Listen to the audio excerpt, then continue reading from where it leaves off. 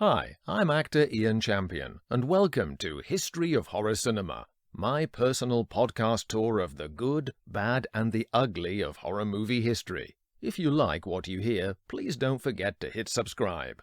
Night of the Living Dead, 1968. The 25th anniversary reunion documentary for Night of the Living Dead begins with this neat introduction.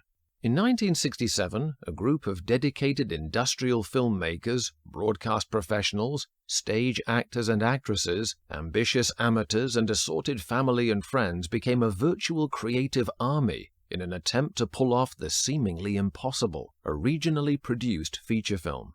Director George A. Romero at that time was part of a team of creative colleagues including Richard Ricci and Russ Streiner, and later John Russo, who formed the Latent Image Commercials Agency, a highly successful firm who won 37 awards for their superb, cost-effective adverts for big-name brands such as Heinz, US Steel, Alcoa, and Calgon, often costing a tenth of the budgets of their competitors. One day, amidst bitching about the usual industry problems, Russo suggested they try their hand at producing their own feature-length horror film, with the original title of Monster Flick. It was funded by each of the 10 members of the partnership kicking in $600 and aimed at breaking into the commercial movie business beyond the limited world of TV ads that they had clearly mastered. Ultimately, the film cost much more, roughly $117,000 US, but made back around $700,000 in its first year at neighborhood theaters and the drive-in circuit. The team could not have known that the finished film, as Night of the Living Dead, would grow to become one of the seminal modern horror films, and its director Romero the underappreciated godfather of zombie cinema. The plot is pretty straightforward, opening with 2 siblings, Johnny and Barbara, Russell Streiner and Judith O'Dea, making their annual pilgrimage to their father's grave to plant a wreath. In the cemetery, Johnny teases his sister about the spooky atmosphere as a stumbling, sinister man approaches. He is a zombie, part of a horrific, unexplained reviving of the dead, who proceeds to attack them both, fatally killing Johnny as he falls and strikes his head on a gravestone.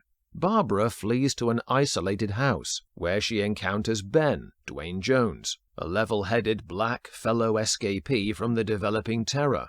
Ben is a capable survivor, whereas Barbara retreats into a catatonia-like PTSD.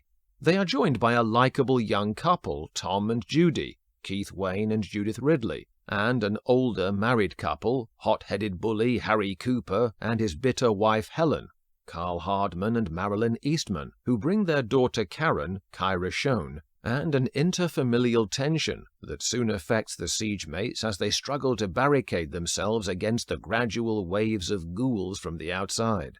Meanwhile, the emergency broadcasting networks try to explain the phenomenon as triggered by a Venus-orbiting satellite, Explorer, destroyed owing to the presence of some form of radiation.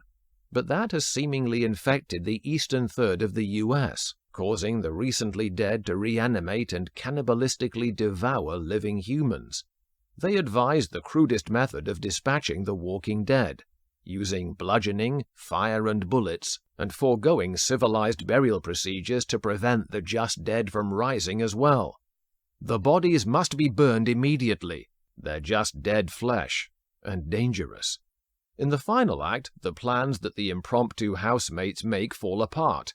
Tom and Judy are blown up in their truck as they attempt to refuel it for a planned group getaway. Harry's streak of cowardice gets him fatally wounded during the climactic waves of zombie attacks on the house when he wrestles a gun from Ben, who shoots him in the head in the heat of conflict.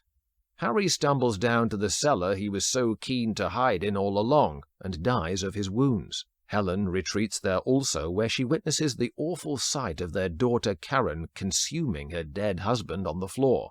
Karen stabs her mother to death with a garden trowel.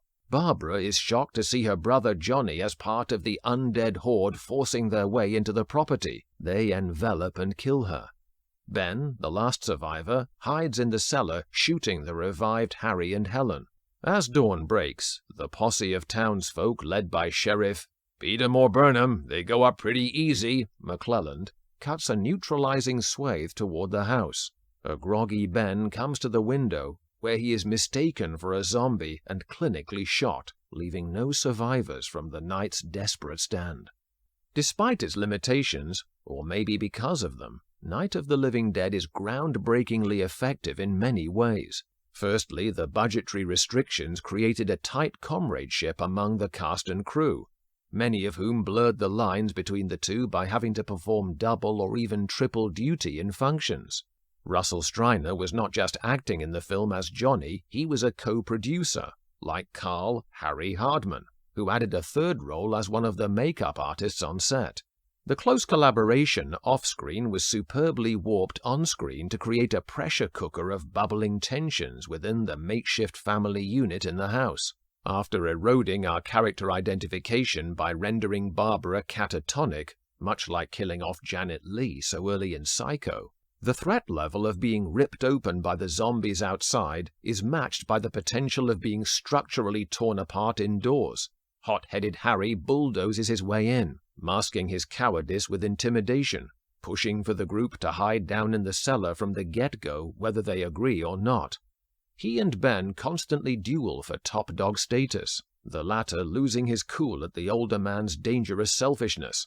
"I ought to drag you out there and feed you to those things." Harry's wife confirms that his behavior is not situational. His combative, insecure nature is a deep-seated character trait, a catalyst in accelerating their demise. There is sociological commentary here about how a supposedly civilized society may descend into chaos if our instinct for self-preservation is allowed to dominate our humanity. The elements that make up the grammar of the zombie movie originate here, as well as the fraught vying for dominance between alpha males thrown together by necessity under the claustrophobia of siege conditions. The rules, the standard methods of dispatch, so familiar as horror lore now of either burning or putting a bullet in the zombie's brain, began with Night of the Living Dead. Linked to this, the casting of Dwayne Jones as the leader within the group was an important step in affirmative ethnic role models on screen, all the more impressive as he was slotted into a script where the character was written as Caucasian. No changes were made following his casting. No traces of tokenism. His ethnicity is not referenced in any way, and he emerges as a well-spoken, calm, resourceful middle-class character, but one with much-needed practical skills. Today, I fancy this type of role will be cast more narrowly with a young, streetwise gangbanger personality. During the filming, it took Jones some time before he felt comfortable with the opportunity, as it was so rare in a society still supportive in many places of residual segregation, and a period where civilian rioters and the Black Panthers battled militantly for equality. The gory feastings by the zombies on human entrails, supplied by a local butcher shop, were fiercely graphic for their time, and although not as visceral as, say, the later eye-gouging of Olga Karlatos in Zombie 2, or some of the head traumas and disembowelments in Romero's awesome sequel Dawn of the Dead and Day of the Dead, they still deliver strikingly queasy moments. Watching the undead hungrily devouring the remnants of Tom and Judy in the moonlight outside the house is memorably unsettling, as is the quasi-Freudian snacking of young Karen upon her mother in the cellar. The monochrome cinematography and raw feel add to the almost documentary veracity of the film. We are fed pieces of rolling news from the media as we go along, as a state of emergency results in shelters being set up, and newscasters attempting to gather expert advice from scientists and the government. Watching it now, it foreshadows the 24-hour news cycle coverage of today's war and disasters, covered by the likes of CNN. These scenes are credible in how they move from vague guesswork to concrete specifics of trying to handle the situation, and public panic as more facts are known. Night's cinema verite grimness of aspect is also powerfully amplified at the end. The shooting of Ben is a shockingly downbeat conclusion. Just as we are led to believe a new day brings new possibilities for life, his death robs us of hope. An admirably brave choice for a movie aiming at commercial success. The early 70s would usher in a similar air of cynicism in many film endings. This is reinforced by the added 1-2 punch of the casuality with which Sheriff McClellan deadpans, "Okay, he's dead. Let's go get him. That's another one for the fire." and the cut to a final sequence of grainy newsprint-style photos of the cleanup operation. The all-night fight for survival of the people we have become invested in is now nothing more than routine sweeping up. It's worth mentioning the effectiveness of soundtrack cues as well. Whilst making understandably inexpensive use of open-source music, the echoing screams chill as Karen slaughters her mother, and the synthesized thudding pulse accompanying the closing still images compounds the hopelessness. Romero and his colleagues ultimately lost a lot of revenue on the film owing to naivety. Before releasing it, they had copyrighted not the film of Night of the Living Dead, but simply the former script stage title of Night of the Flesh Eaters, which meant that when the name changed to the one we all know it as, the copyright no longer applied. Subsequently, companies were able to print their own VHS releases and avoid paying any royalties to its producers. This did not prevent Night of the Living Dead from making George Romero's name in the horror movie world.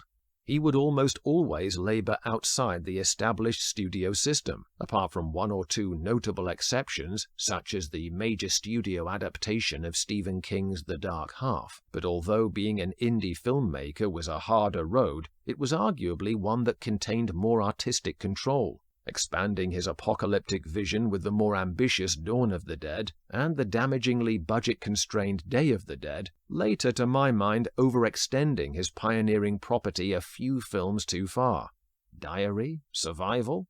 He earned his place as a firm genre favorite and is hugely influential to this day as each generation redraws his zombie territory. Hopefully he may have gained an extra wave of financial as well as artistic credibility with new fans, with the recent release of the Criterion edition of The Night of Anubis, the original cut of Night of the Living Dead, which is well worth checking out. Thanks for listening. If you like what you hear, please don't forget to hit subscribe.